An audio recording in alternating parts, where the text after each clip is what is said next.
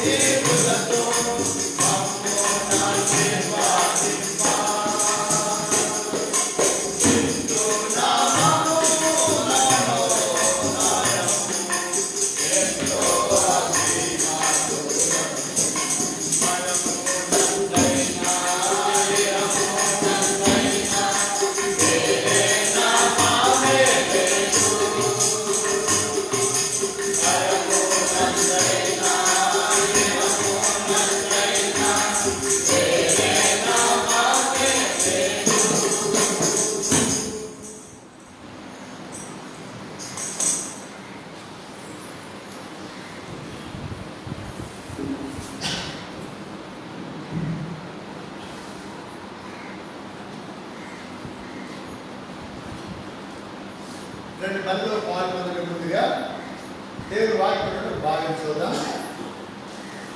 పేతురు రాసిన మొదటి పత్రిక రెండవ అధ్యాయం. పేతురు రాసిన మొదటి పత్రిక రెండవ అధ్యాయము 2వ వచనాన్ని 1-2 కలిసి ఉన్నాయి. మనం కలిసి చదువుదాం. పేతురు రాసిన మొదటి పత్రిక 2వ అధ్యాయము 1-2 వచనాలు కలిసి ఉన్నాయి. కలిసి చదువుదాం.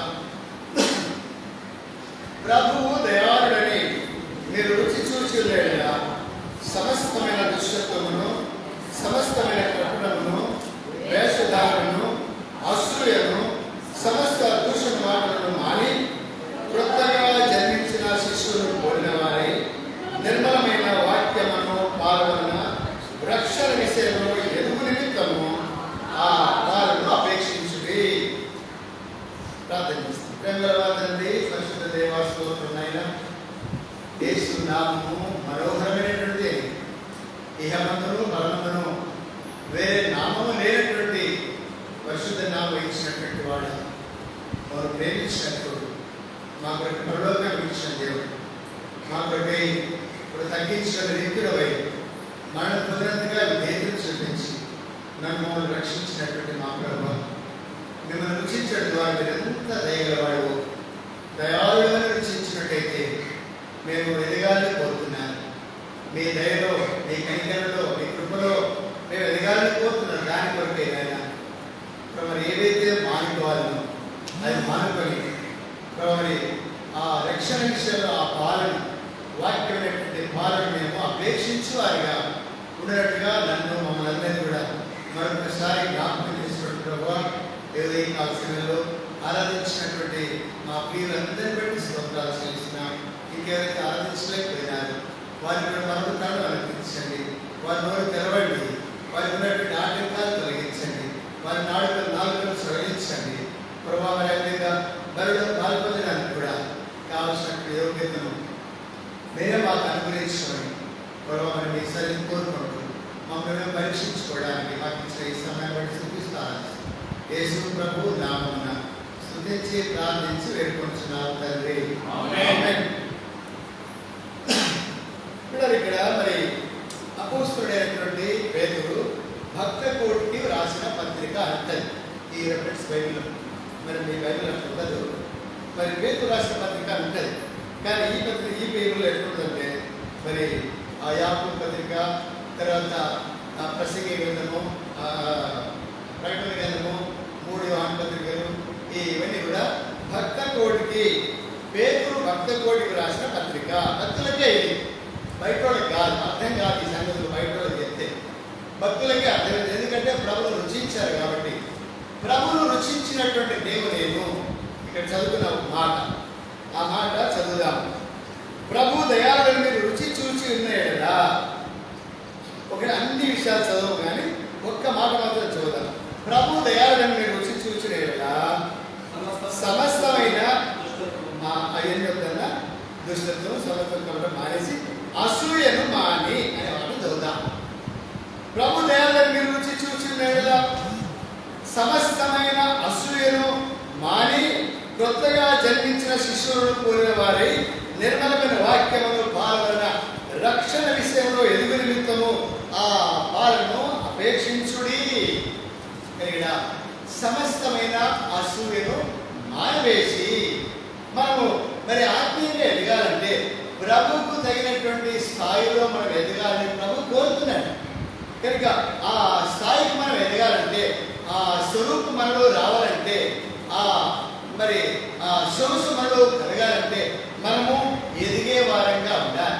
ఎదగకుండా ఉండేటువంటివి మరి ఒక చెట్టు ఎదగాలంటే మరి దానికి చుట్టూ కంచె అవసరము, దానికి భద్రత అవసరము, దానికి నీళ్ళ అవసరము, దానికి పోషణ అవసరము, దానికి అవసరమైతే మందు అవసరము, పై మంది అవసరం, కింద మంది అవసరం, అన్నీ అవసరం. కనుక అదే మనకి ఇక్కడ దేవుడి వాక్యము, మందిరము, సహవాసము మరి ఇవే మనం ఎదగడానికి కారణాలు. కనుక ఇవి లేకుండా ఆ చెట్టు ఎదగదు. అవి లేకుండా మరి ఆ నీళ్లు, ఆ మందు, ఆ ప్రొటెక్షన్ లేకుండా ఆ చెట్టు ఎదగదన్నట్టుగా విశ్వాస జీవితంలో మనము విశ్వాసంలో ఎదగాలి అంటే ఇక్కడ ఆ పాలను అపేక్షించాలి. అదే సమయంలో ఆ పాలనేటువంటి రక్షణ విషయంలో పాలన అపేక్షించాలంటే మనలో ఉన్నటువంటి మరి అన్ని విషయాలు ఒక విషయం పొందాం, అసూయను మానుకొని. ఆ విషయాన్ని మనం ఇక్కడ ఏదో ధ్యానిస్తాం. వీళ్ళరా మరి అసూయను మానుకొని, మరి ఇది శరీర సంబంధమైనటువంటి మరి కార్యాలు. చూడండి గలతీ పత్రిక 5వ అధ్యాయం 19వ వచనం రాయబడిన మాట. గలతీ పత్రిక 5వ అధ్యాయం 19వ వచనంలో శరీర కార్యాలు స్పష్టమై ఉన్నవి. అవి ఏమనగా జారత్వము, అపవిత్రత, కామకత్వము, విగ్రహారాధన, అభిచారము, ద్వేషములు, కలహములు, మత్సరములు, క్రోధములు, కక్షలు, వేదములు, విమతములు, అసూయటువంటివి శరీర కార్యములు, ఎదగకుండా చేసేటువంటి కార్యాలు. కనుక లోకంలో మానవుల్లో ఉన్నటువంటి ఈ సహజమైనటువంటి స్వభావ సిద్ధమైనటువంటి ఈ కార్యములలో ఒక కార్యము అసూయ అనేటువంటిది.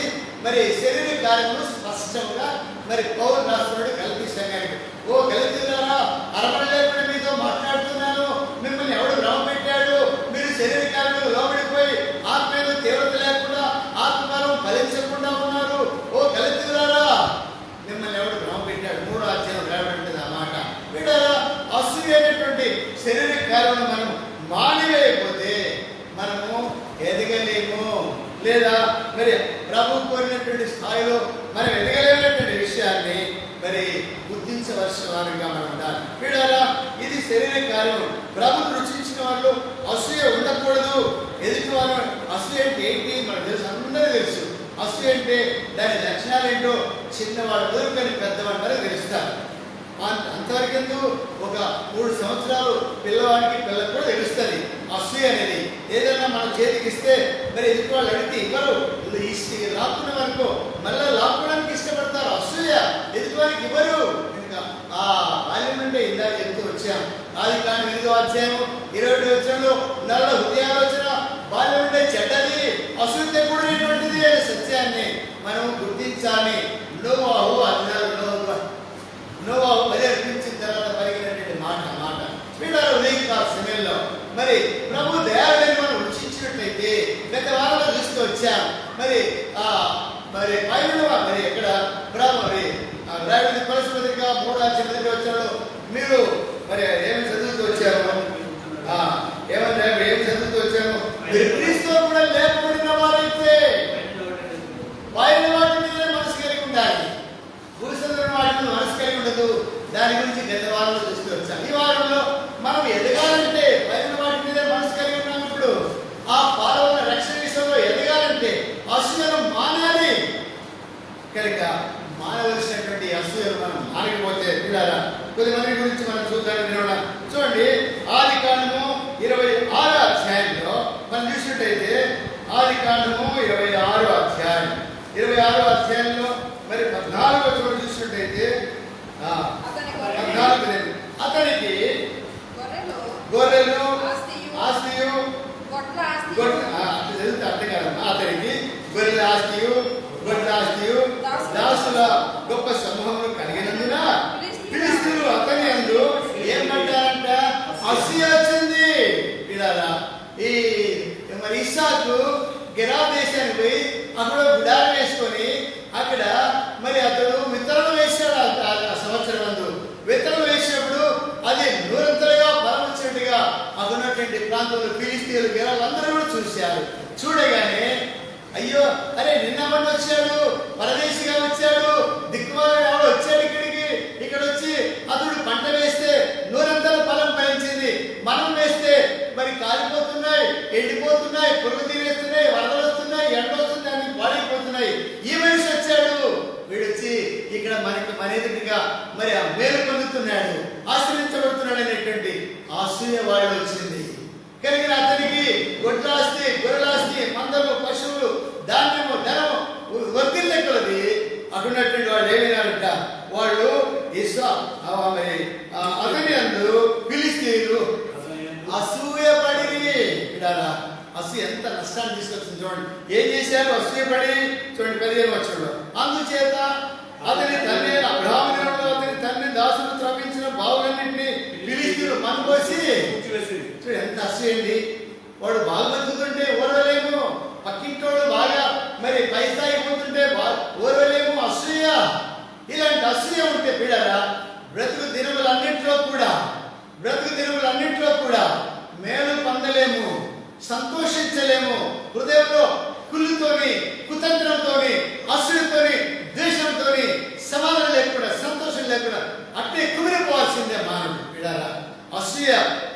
రాబడింది.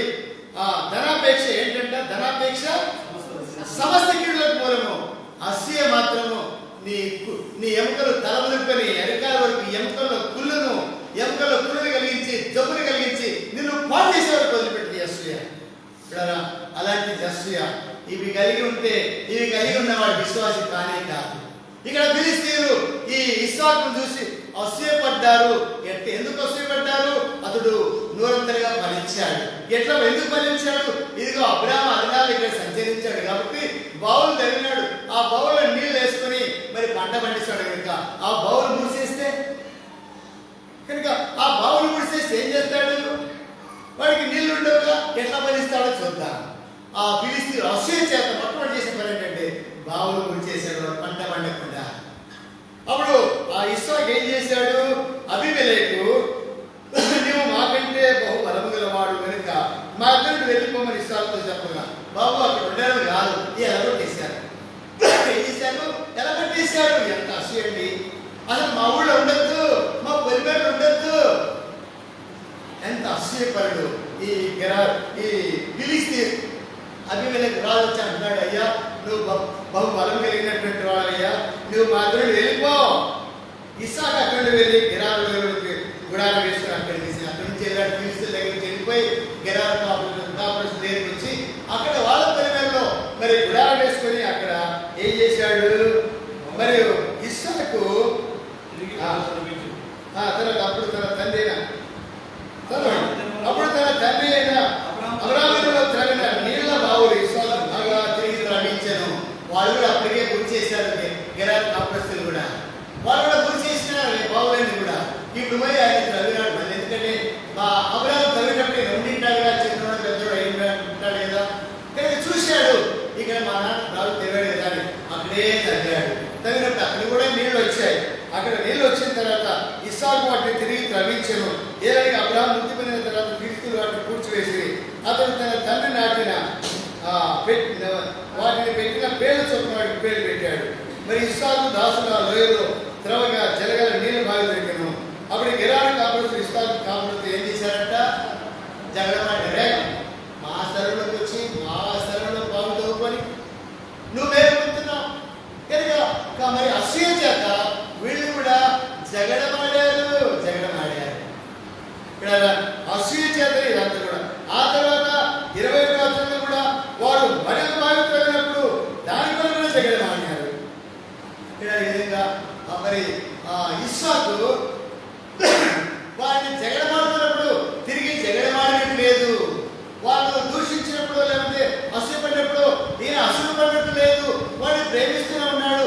పొమ్మంటే పోతున్నాడు, లేచిపోతున్నాడు. మరి బావులు మూసేస్తుంటే మౌనం ఉన్నాడు. యేసు ప్రభు కలిగినటువంటి మనసు కలిగిన వాడు ఉన్నాడు. వీడారా ఇలాంటి ఇస్సాకు అక్కడి నుంచి వెళ్ళిపోయినాడు. అక్కడికి వాళ్ళు కూడా ఎలగొట్టారు. ఆ గెరారు కాంపస్ కూడా ఎలగొడితే వేరే చోటికి పోయి అక్కడ చూడండి, అక్కడ 23వ వచనం చూడండి. 23వ వచనం. అక్కడి నుండి అతడు బెయేర్షెబాకు వెళ్ళాను. ఆ రాత్రి యెహోవా అతనికి ప్రత్యక్షమై, నేను తండ్రిని అబ్రాహాము దేవుడును, నేను నీకు తోడైనానని భయపడకుము. నా దాసుడైన అబ్రాహామును బట్టి నిన్ను ఆశీర్వదించి నీ సంతానాన్ని విస్తరింపజేస్తానని చెప్పాను. అప్పుడు అతడు ఒక బలిపీఠం కట్టించి యెహోవా నామమున ప్రార్థన. కనుక అక్కడ వాళ్ళు కూడా ఎలగొట్టారు, ఫిలిష్తీయులు ఎలగొట్టారు, మౌనంగా వెళ్ళిపోయినాడు. అక్కడ గెరారు కాపురస్తులు ఎలగొట్టారు అసూయ చేతనే. ఇక్కడ అసూయ మరి తన దేహాన్ని చెరిపినట్లుగా వాళ్ళు బాగుపడతలేరు, ఎదుటివాడిని బాగుపడనిస్తలేరు. అయితే ఇస్సాకు మౌనంగా వెళ్ళిపోయినాడు. అక్కడి నుంచి బెయేర్షెబాకు వెళ్ళి అక్కడ ఒక గుడారం వేసుకున్నాడు. అక్కడ బలిపీఠం కట్టాడు. ప్రభు అక్కడ ప్రత్యక్షమైనాడు. ఇదిగో నీ తండ్రి అబ్రాహాము దేవుడు నేను, నీకు కూడా తోడైంటాను, భయపడకు. ఆ ఫిలిష్తీయులకు భయపడద్దు, ఆ గెరారు కాపురస్తులకు భయపడద్దు. ఇది ఇక్కడ గుడారం వేసుకో, ఇక్కడ బావి తవ్వుకో, ఇక్కడ నేను నీకు తోడైంటాను, నిన్ను ఆశీర్వదిస్తానని సెలవిచ్చాడు. అక్కడే ఆ విధంగా చేశాడు. ఆ తర్వాత కొన్ని దినాలకు ఏమైంది? వారు 22వ వచనంలో వారు నిశ్చయంగా యెహోవా నీకు తోడైనట్టు చూచితిని. చూడండి వాళ్ళలో అందుకనే చూడండి ఇక్కడ సామెతలు 16:7 చదవండి. సామెతలు 16:7 ఏం రాబడింది? సామెతలు 16:7 ఒకని ప్రవర్తన యెహోవాకు ప్రీతికరమైనప్పుడు ఆయన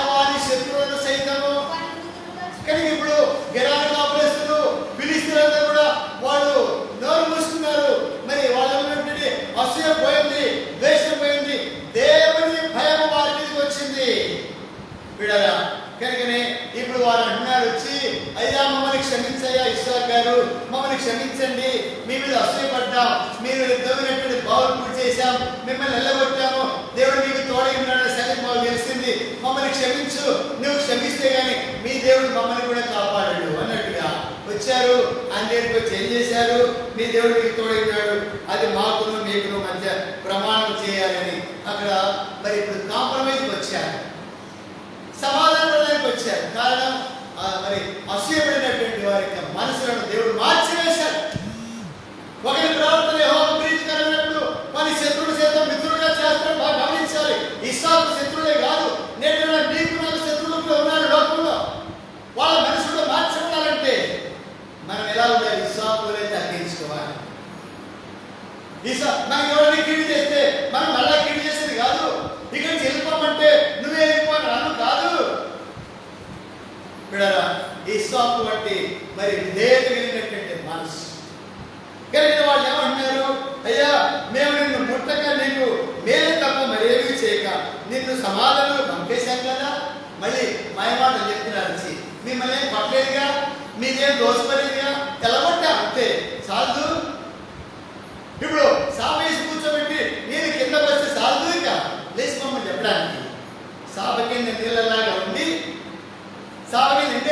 లేచిపోయిన తర్వాత మేమేం చేయలేదండి, మిమ్మల్ని తిట్టలేదు, మిమ్మల్ని పట్టలేదు, మిమ్మల్ని దోసుకోలేదు, మీకేం నష్టం కలిగించలేదు అని మాయమాటలు చెప్తున్నారు. మళ్ళా వచ్చి అట్లుంటారు, అసూయపడే యొక్క మనసు అట్లుంటారు. కనుక ఇస్సాకు ఏమంటాడు అప్పుడు? చూడండి, ఇస్సాకు మరి అక్కడ 20-30 వచ్చాడు. అతడు వారికి విందు చేయగా, ఎంత మంచి మనసు కలవాడండి. కనుక ఈనాడు శత్రువులకు విందు చేసినటువంటి వారు ఎవరైనా ఉన్నారా ఈ లోకంలో? ఎవరైనా ఈ లోకంలో నీవు నేను కానీ ఎవరైనా ఉన్నారా శత్రువులకు విందు చేసిన వారు? ప్రభు చెప్పాడు 23వ కీర్తనలో, నీ శత్రువులు ఎదుట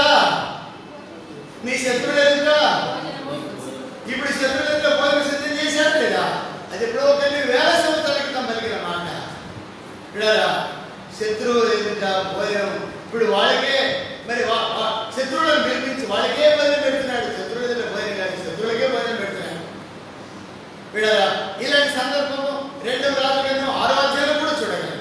షోపురంలో ఎలీషా ఉన్నటువంటి పట్టణం చుట్టూ సైనికులు కూడుకున్నప్పుడు వాళ్ళ కళ్ళు మూయించి లోపలికి పిలిపించి వాళ్ళకు భోజనం పెట్టి పంపించిన పరిస్థితులు 2వ రాజులు 6వ అధ్యాయంలో మనం 8వ వచనం తర్వాత చూడగలం. బిడ్డలారా, ఇది దేవుని ప్రేమ. అసూయ కలిగినటువంటి వారు ఇలాంటి పని చేయలేదు. యేసు ప్రభు కలిగినటువంటి మనసు కలిగినటువంటి వారు ఈ పని చేయగలరు. ఇస్సాకు యేసు ప్రభు కలిగినటువంటి మనసు గలవాడు కనుకనే వాళ్ళకి విందు చేయగా అన్నపానులు పుచ్చుకొని తెల్లవారినప్పుడు వారు లేచి ఒకరితో కూడా ప్రమాణం చేసుకుని తర్వాత ఇస్సాకు వారిని సాగినప్పగా వాళ్ళ దగ్గర సమాధానంగా వెళ్ళారు. వీళ్ళ అప్పుడేమో కొట్లాడారు, జగడమాడారు. వాళ్ళు జగడమాడారు, అవసరంగా కొట్టారు కూడా. నువ్వు వెళ్తావా లేదా? మా బాగిది, మా స్థలమిది, మా పరిమాణది తృణీకరించారు అసూయతో. కనుక ఇస్సాకు మీద అసూయపడినటువంటి ఫిలిస్తీయులు, గెరారు కాంగ్రెస్లు దేవుడు వాళ్ళ మనసును మార్చాడు. ఇక్కడ ఉదయకాలం బలుడు పాల్గొన్న సమస్తమైనటువంటి అసూయను మాని రక్షణ విషయంలో పాలన అపేక్షించుడి. ఆయన వల్ల ఎదగాలంటే ఆయన కలిగినటువంటి మనసు ఏంటంటే అసూయ మనసు కాదు.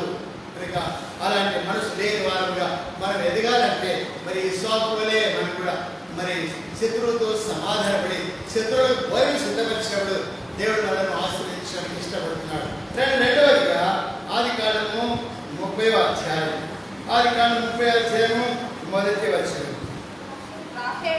రాహేలు తాను యాకోబునకు పిల్లలను కనకపోవడం చూచి తన అక్క యందు అసూయపడి యాకోబుతో నాకు గర్భఫలం ఇమ్ము, నేను చచ్చదనగా. ఎంత కోపం, ఎంత అసూయండి, ఎంత ఓర్వలేనితనమండి ఈ లేయాకు రాహేలుకు. అండి, రాహేలు ఎంతో ప్రేమించాడు. మనం దేనిని ఎంతగా ప్రేమిస్తామో, దేవుడి కంటే సుఖముగా ఏదైనా ప్రేమిస్తామో దాన్ని మనకు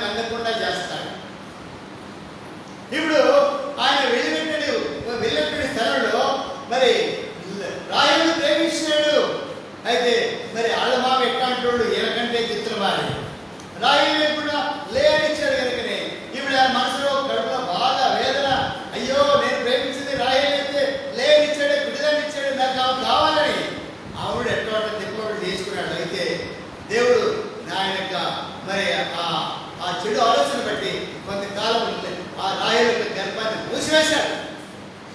ఇక్కడ ఆ సమయంలో మరి ఈ లేయాకు పిల్లలను చూచి అసూయ పుట్టుకొచ్చింది.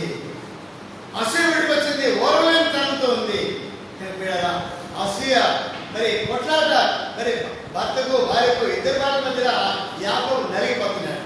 నేను సస్తాను, వామ నువ్వు చచ్చిపోతే నాకు ప్రియమైందాను అని యాకోబు ఏం చేయాలి ఇప్పుడు అని ఆమె సముదాయించాడు.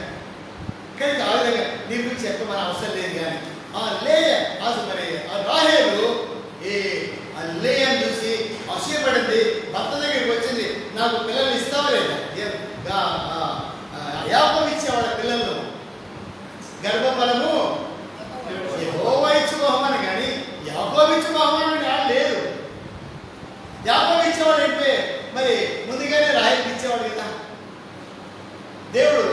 మరి ఆయన దగ్గరికి వచ్చి అసూయపడినటువంటి రాహేలు యొక్క అసూయ. ఈ నెలలో ఇళ్లలో కూడా చాలా మంది ఉన్నారు అట్లాంటి అసూయపడినటువంటి అక్క చేయలేదు. ఇక అన్న పెరిగిన చూడగలం, ఇట్లా చాలా మంది చాలా బాగా చూడగలం, చాలా మంది ఉన్నారు. ఇట్లా రాహేలు యొక్క అసూయ మనలో ఉందేమో. మరి ఇద్దరు అక్క చెల్లెలు ఒకే ఇంట్లో కాపురం చేస్తుంటారు. ఇద్దరు మరి కొంతమంది జంట కాపురాలు ఉంటాయి. అట్లాంటి వాళ్ళ సంగతి జాగ్రత్త, అట్లాంటి వాళ్ళ అక్క చెల్లెలు జాగ్రత్త, అత్తమామ దగ్గర జాగ్రత్త, భర్తల దగ్గర జాగ్రత్త. అసూయ అనేటువంటిది పనికి రాదు. మీరు అసూయ అంటే మీ కుటుంబం మేలు పొందరు, అసూయ అంటే మీరు వృద్ధి పొందరు, మీరు క్షేమం పొందరు. అసూయ తీసేస్తూ రండి. మూడోదిగా ఆదికాండము 37వ అధ్యాయం. ఇది అందరికీ తెలిసిన మాటే, మరి మనకందరికీ తెలిసిన సంగతి. ఆదికాండము 37వ అధ్యాయం 11వ వచనం. అతని సహోదరులు అతని యందు అసూయపడిరి, అయితే అతని తండ్రి ఆ మాట జ్ఞాపకం ఉంచుకొనెను. ఇక్కడ ఈ సందర్భం మనకు 37వ అధ్యాయం నుండి 50వ అధ్యాయం వరకు ఉంది సంగతి అంతా. యోసేపు సంగతి, యోసేపు అన్నల సంగతి, ఆయన జరిగిన సంగతి అంతా కూడా దాంతో కూడా మనం గమనించలేము. కానీ యోసేపు అన్నల యొక్క అసూయ ఏంటంటే చిన్నవాడినే ప్రేమిస్తున్నాడు. ఇప్పుడు మనం కూడా అంతే, తండ్రి కొడుకును ప్రేమిస్తాడు, తల్లి కూతురు ప్రేమిస్తుంటాడు. కొన్ని ఇళ్లలో తల్లి కొడుకంటే ఎక్కువ ఇష్టం, మరి తండ్రికి ఏమో కూతురు అంటే ఇష్టం. అప్పుడు మరి తండ్రి మీద కూతురు లేకపోతే కొడుకు అసూయ పడుతూ ఉంటారు. నువ్వు కొడుకునే ప్రేమిస్తున్నావు, నీ కొడుకునే మంచి బట్టలు తీస్తావు, నీ కొడుకు అడిగినంత తెస్తావు అని. సరే ఇట్లా ఇంట్లో కూడా ఈ తగాదాలు ఉంటాయి. కారణం అసూయ చేతనే. ఇక్కడ అన్నదమ్ములలో ఉన్నటువంటి అసూయ, ఈ అసూయ ఎక్కడ తీసుకొచ్చిందంటే ఆయన మీద ద్వేషం కలిగి మరి ఆయన చంపడానికి కూడా సిద్ధపడినటువంటి స్థితికి తీసుకొని వచ్చింది. అతన్ని చంపాలని అనుకుంటే మరి రూబేలు అడ్డుపడ్డాడు. ఆ తర్వాత అతన్ని కొట్టి ఇష్టం వచ్చినట్టుగా కసి తీర్చుకొని అతన్ని కొట్టి గుత్తలు పడేశారు, వస్త్రం తీసుకొని చీల్చి పడేశారు. పోతూ మరి ఇష్మాయిలుకి అమ్మేస్తూ వెళ్ళారు. ఇట్లాంటి అసూయ పనులు కుటుంబాల్లో లేకపోలేదు. అన్నదమ్ములు అక్క చెల్లెళ్ళు మరి ఇంట్లో ఉన్నటువంటి వారి విషయం జాగ్రత్త. అక్క చెల్లెళ్ళారా, అన్నదమ్ములారా, ఇంట్లో ఉన్నటువంటి వారు మరి జాగ్రత్త. యోసేపు మీద అసూయ ఉన్నటువంటి అన్నల వలె నీవు ఉన్నావేమో, అక్క వలె నువ్వు ఉన్నావేమో. మరో పాల్గొని నీవు యోసేపును అసూయపడినటువంటి వారందరూ సిగ్గుపడ్డారు. వదినమున ఆయన అసూయపడినటువంటి వారందరూ ముమ్మారు సాగిలపడ్డారు. ఆయన ఎదుట యోసేపుని అసూయపడినటువంటి వారందరూ కూడా కరుణని తీసుకొచ్చాడు దేవుడు. యోసేపుని అసూయపడినటువంటి వారందరికీ అన్నం లేకుండా చేశాడు. మరి ఆయన దగ్గరికి వెళ్ళేటట్టు చేశారు, ఆయన సాగిలపడేటట్టు చేశారు. ఆయన ఇచ్చిన భోజనం పెట్టేటట్లు, ఆయన భయపడేటట్లు, ఆయన సాగిలపడేటట్టు చేశాడు. మీరు జాగ్రత్త. ఎవరి మీద అసూయ పడుతున్నావేమో అతనికి నేను దాసులుగా చేస్తాడు, దాసులుగా చేస్తాడు. జాగ్రత్త.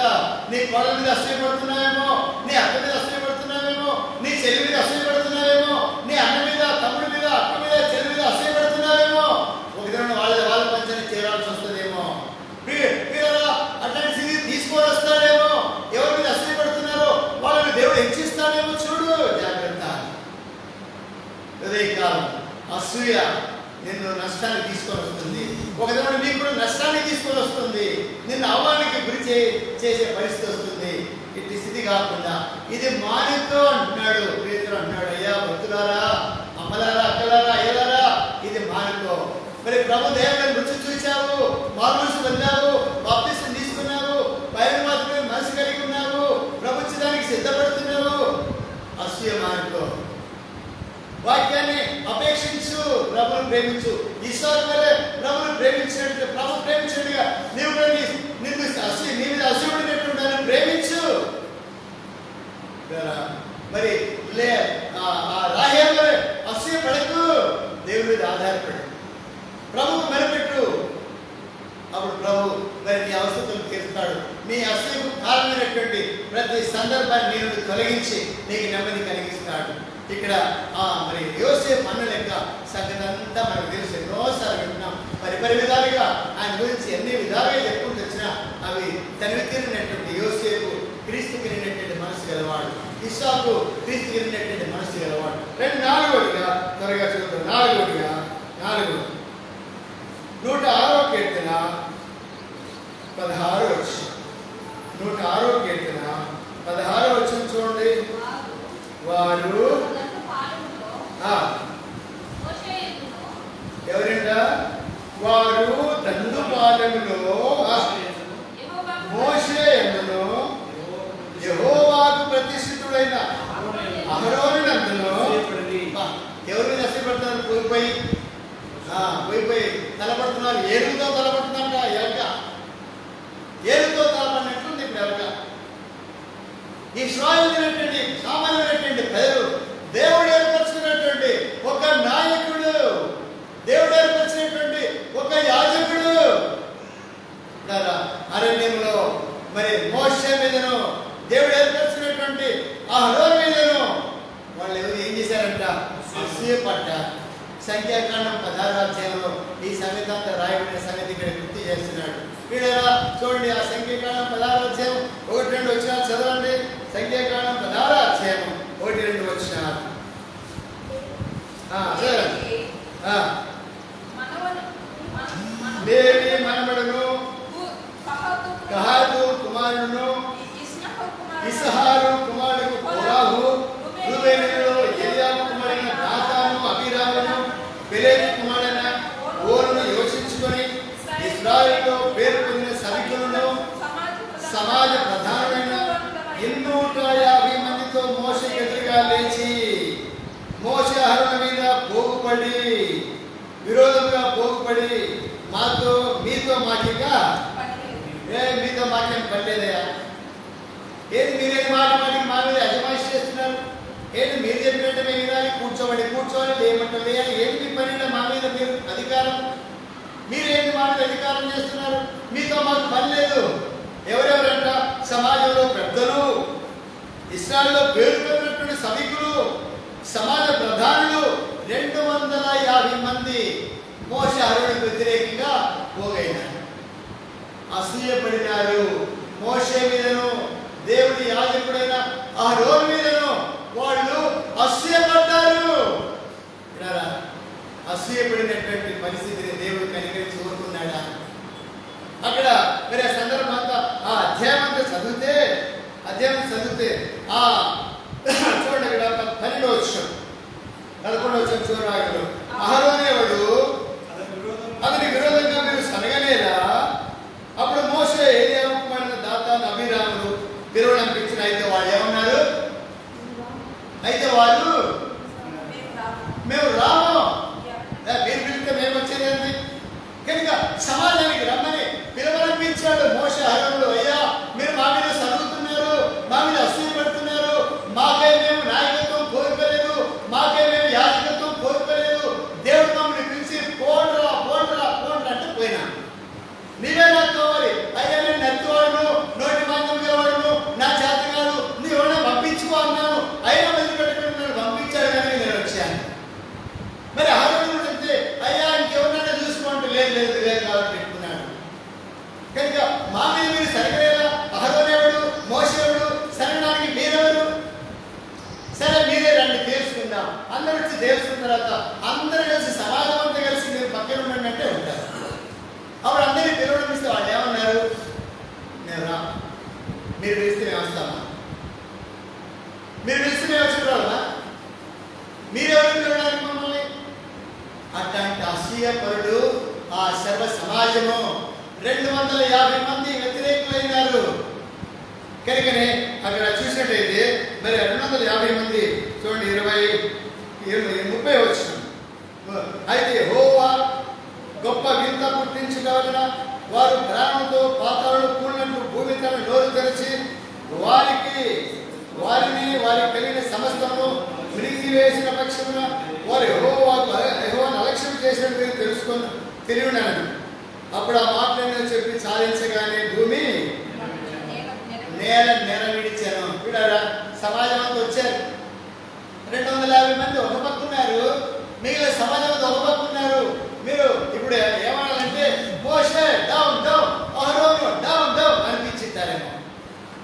మా కొద్ది మోషే వద్దు, మాకు అహరోను వద్దు, మేము ఉంటాం అని మీరు ఒక పెద్ద సభ ఏర్పాటు చేసుకొని మోషే డౌన్ డౌన్, అహరోను డౌన్ డౌన్ అనిపించింటారేమో.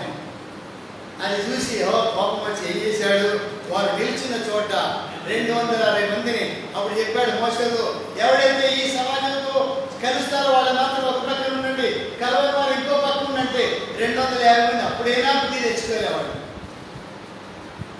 అప్పుడైనా బుద్ధి తెచ్చుకోలే.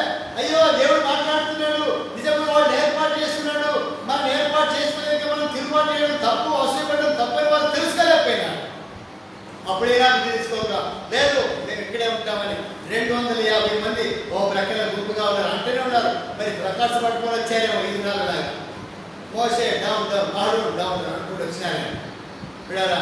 ఆడికి వచ్చిన తర్వాత దేవుడు కోపగించుకొని వారు నిలిచిన చోట ఆ విధంగా అట్లా నోరు తెరిచింది. ఏమైపోయినారు 250 మంది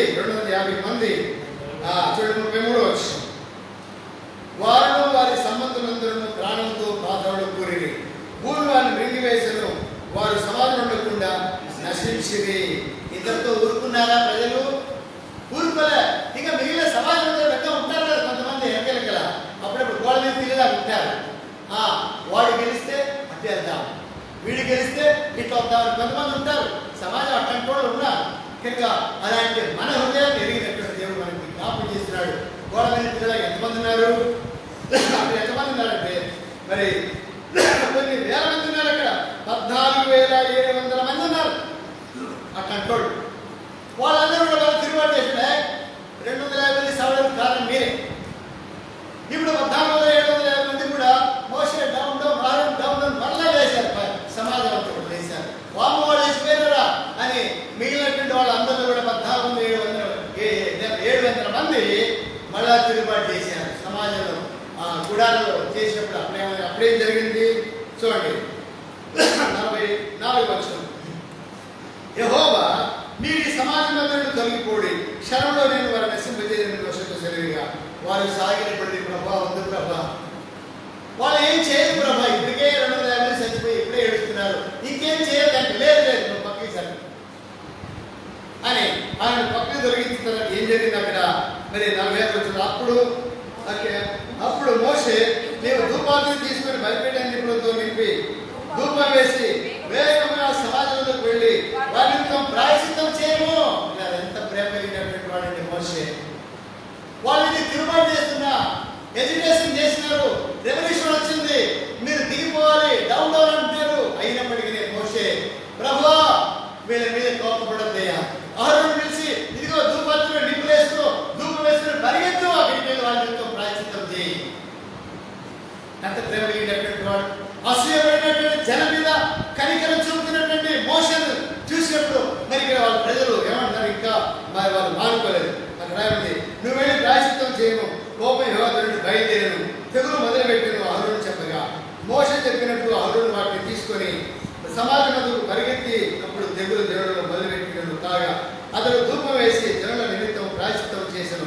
అతడు చచ్చిన వారికి బ్రతికిన వారికి మధ్యలో నిలబడగా తెగులు ఆగను.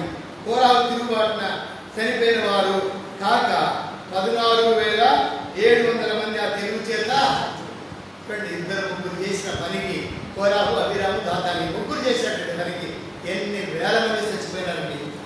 వాళ్ళకి అసూయ. నీ అసూయ నీతోనే పోతే పర్లేదు, నీ అసూయ నీతో చచ్చిపోతే పర్లేదు, నీ సమాజం అంతా నీ కుటుంబం అంతా నాశనం అయిపోతా ఉన్నా. ఇంత జరుగుతున్న మోషే కనికరము, అహరోను కనికరము అప్పటికే దేవుని కోపం మండిపోయింది సమాజం మీద. కారణం వాళ్ళ యొక్క అసూయ. సమాజంలో ఉన్నటువంటి పెద్దలు, అభిషేకులైనటువంటి వారు, సభికులైనటువంటి వారు మోషే అహరోనుల మీద సరిగిరి. మోషే మీదను అతడి అభిషేకుల మీదను ఇంకా దావీదు అదే అన్నాడు. సమయం అక్కడ సౌలు చిక్కినప్పుడు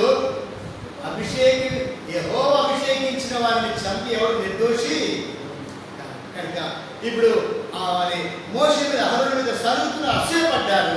అయినా వాళ్ళు ప్రేమించినారు. ప్రభువా వీళ్ళ మీద నేరం, వీళ్ళని చంపొద్దు. అహరోను అన్నాడు, పరిగెత్తు సమాధానం వెలుగుతూ, ఇంకా చనిపోయిన ఇప్పుడైనా ఆగేటట్టు అడ్డుపడ్డాడు. అహరోను అడ్డుపడ్డాడు. ఆ ధూపం తీసుకుంటే అడ్డుపడ్డాడు. తెగులు ఆగిపోయింది.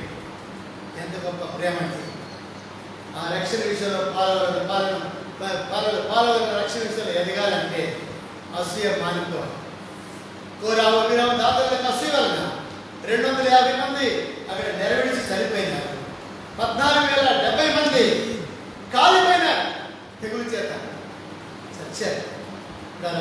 అసూయ ఎంత నష్టాన్ని తీసుకొస్తుందో చూసినట్టే వీడరా మనం పైన వాటి మీద మనసు కలిగినట్లయితే అసూయ మానుకోవాలి. ప్రభు దయని రుచి చూసినట్టయితే అసూయ మానుకోవాలి. రండి మరొక వ్యక్తిని చూద్దాం. ఇక సెకండరీ ఎక్కువ చూడడానికి సమయం లేదు. గలతీ పత్రిక మత్తయి సువార్త 27వ అధ్యాయం. దానికంటే ముందుగా మొదటి సమయాల గ్రంథము 18వ అధ్యాయం అండి. మొదటి సమయాల గ్రంథము 18వ అధ్యాయం. 18వ అధ్యాయంలో 18వ అధ్యాయం 7వ వచనం 6-7 వచ్చిన దావీదు ఫిలిష్తీయులను హతము చేసిన తిరిగి వచ్చినప్పుడు స్త్రీలు ఇశ్రాయేలు ఊర్లన్నింటిలో నుండి కమ్మరులతోనూ సంభ్రమంతోనూ నాట్యముతోనూ పాడుచు నాట్యమాడుచు రాజైన సౌలును ఎదుర్కొంటూనే వచ్చింది. ఆ స్త్రీలు గాన ప్రతిగానములు చేయించు వాయించుచు సౌలు వేడుకున్నది, దావీదు 10,000 కొలది. అబ్బా, ఈ మాట అంటే కలిసి సౌలు గుండెల్లో రాయబడినట్టు రాయి కాదు, గడ్డపాలు పొడిచినట్టు అయిపోయింది. ఎంత చెప్పారేమో సమాజంలో మరి ఇస్రాయేల్ దేశం అంతా కూడా అప్పుడే మోగిపోయింది. ఇదిగో యెషయా కుమారుడు గొల్యాతు మరి దావీదు గొల్యాతును చంపినాడంట. రండి అని దేశంలో ఉన్నటువంటి యెరూషలేము యూదా పట్టణాల్లో యెరూషలేము అందరూ కూడా మరి తమ్ముళ్లతోనూ నాట్యములతోనూ ఎంత సంబడంతో ఉత్సాహంతో రోడ్లంతా సంతోషాలతో పరిగెత్తి సౌలుని ఎదుర్కోవడానికి వచ్చారు. కానీ అక్కడికి వచ్చిన తర్వాత తెలిసింది ఎవరు చంపింది సౌలు కాదు, దావీదు. ఏమంటున్నారు? సౌలుకు మొట్టమొదటి సౌలు పేరే చెప్పారు. కానీ సౌలు పేరు కింద ఏం చెప్పారు? 1000 కొలది అన్నారు. దావీదు పేరు కింద ఏం చెప్తున్నారు? 10,000 కొలది. ఆడొచ్చింది తిప్పలు, అక్కడ వచ్చింది అసూయ, ఈడొచ్చింది తిప్పలు. నాకు 1000 స్తోత్రాలు, దావీదుకు 10,000 స్తోత్రాలు అనగానే మనసులో అసూయ పుట్టుకొచ్చింది. నాట నుండి నాట నుండి కాబట్టి ఆ మాట విన్నప్పటి నుండి ఆ క్షణం నుండి సౌలు జీవితంలో, సౌలు హృదయంలో, మనసులో, తలపై జీవితంలో ఏం కలిగిందంటే నాట నుండి విషపు చూపు అసూయ నేర్చుకున్నాడు. ఎట్లయినా వీడిని లేపేశారు. వీడు దేశం ఉండేది కాదు, భూమి మీద ఉండదు. ఇట్లాంటి అసూయపరుడు సౌలు.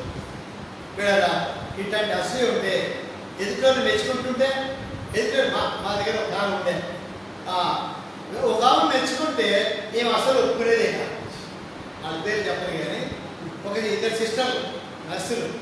ఆమెను కనుక మెచ్చుకున్నా అంటే ఆమెనే బాగుంది, అహంకారికి పో, ఆమెతో మాట్లాడుకో అని భయం. అంటే అట్లాంటి అసూయ మనిషిలో ఉంది. విషపు చూపు. కారణం అతన్ని మెచ్చుకుంటే, అతడు గొప్పవాడని మెచ్చుకుంటే, అతను హెచ్చిస్తే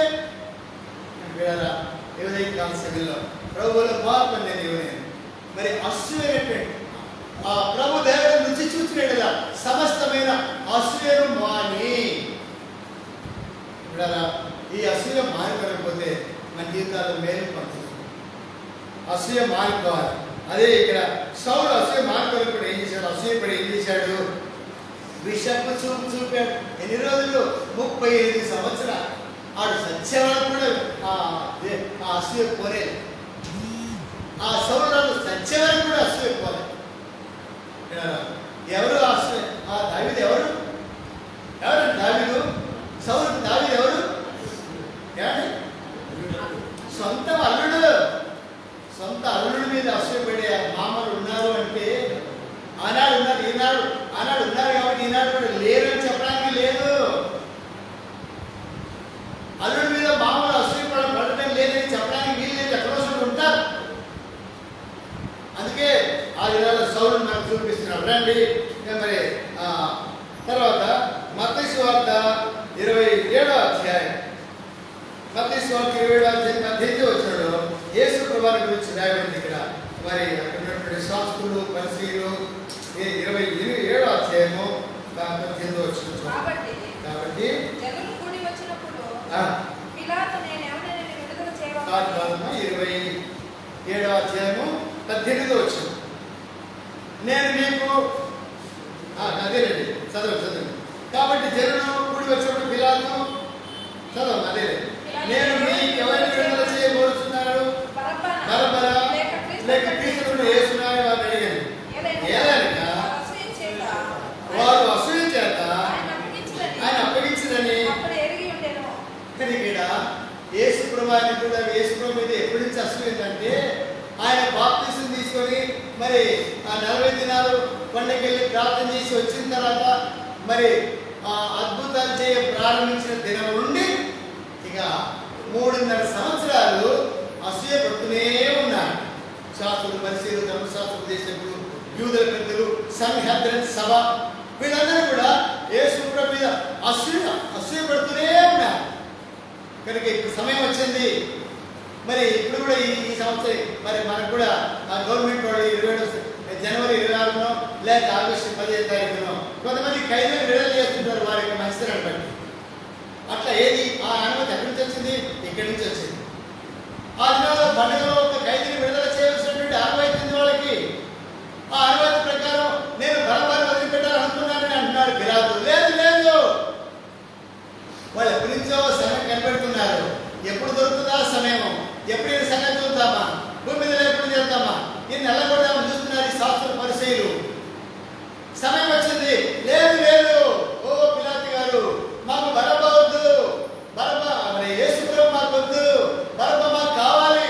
యేసు ప్రభువును బరబ్బ స్థానంలో ఉరిదీయండి. అసూయ చేత పిల్లరా ఎంత అసూయపడండి. ఆయన రొట్టెలు పెడితే తిన్నోడు కాదా వాళ్ళు? ఆయన స్వస్థపడితే నడిచినోడు కాదా అక్కడ ఉన్నోడు? ఆయన కళ్ళు బాగు చేస్తే చూసినోడు కాదా? ఆయన నోరు బాగు చేస్తే మాట్లాడినోడు కాదా? వారి చెవులు బాగు చేస్తే తిన్నోడు కాదా? కృష్ణోడు బాగైనడు కాదా? చనిపోయినోడు లేచినోడు కాదా?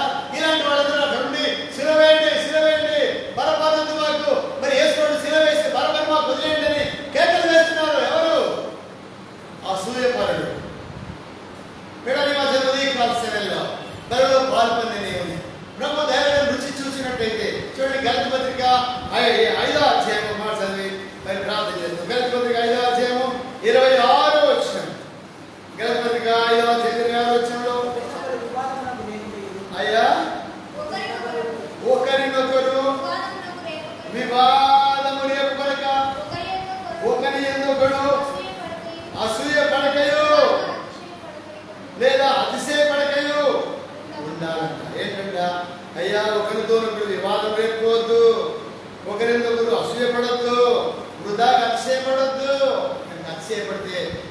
అసూయపడితే ఏం లాభం లే, ఏం ఉపయోగం లే, నష్టమే. ఇంకా చాలా మంది ఉన్నారు అసూయపడినటువంటి వాళ్ళు.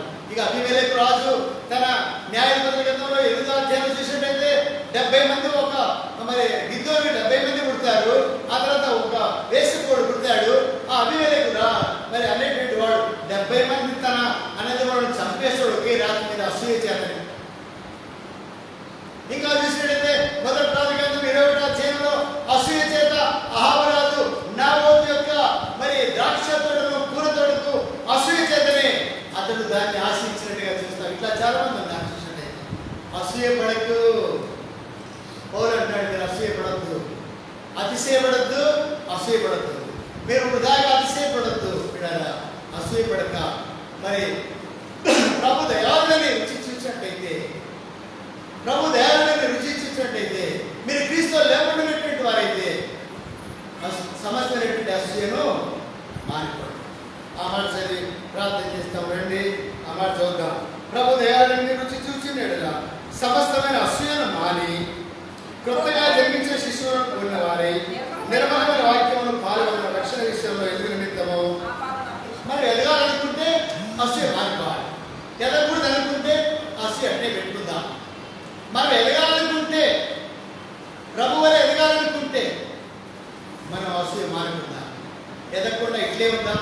ఇప్పుడున్న బతుకంటే ఏం సారు, ఎందుకంటే ఏం కాదు అనుకుంటావా అట్లనే ఉండు. దాంతోనే మనం జీవితం ముగుస్తుంది. అట్లా కాకుండా ప్రభువులే మనం ఎదగాలి. అది ప్రభుత్వం రావిధంగా ప్రభు మనకు సహాయం చేయగలం. ప్రార్థన చేస్తాం. దేవుని